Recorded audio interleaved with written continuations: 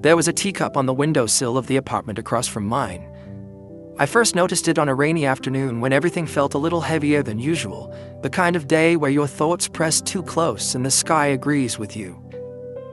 It was white porcelain, slightly chipped at the rim, sitting on a small saucer. The cup faced outward, as if waiting for something to return. Sunlight, a breeze, a hand.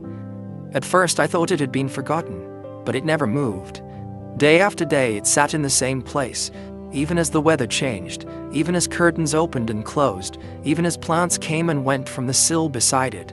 The rest of the window lived. But the cup, it remained still.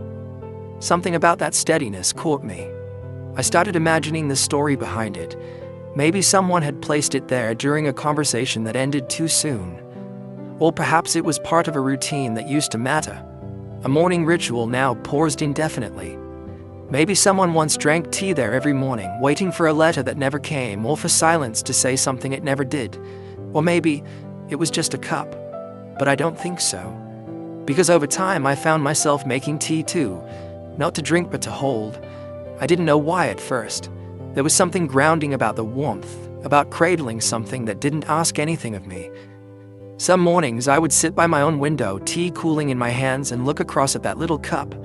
Neither of us moving, neither of us speaking, but somehow it felt like we were keeping time together.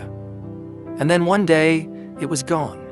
No warning, no explanation, just an empty windowsill wiped clean like a chalkboard.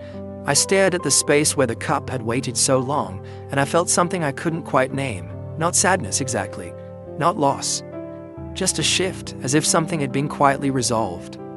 I don't know who took the cup in, but I'd like to believe it was the person who placed it there in the first place, that they came back, that they were ready, that they poured themselves a warm drink and finally sat down. And I think that's what the cup was always about. Not abandonment, not forgetting, but holding space, patiently, gently, until the moment someone could return to it, without judgment, without rush. Maybe we all have a cup somewhere, a part of us that waits, not for someone else, but for ourselves. That night, I washed my own cup for the first time in a while. I didn't put it away. I placed it back on the table, full this time, and I drank it slowly.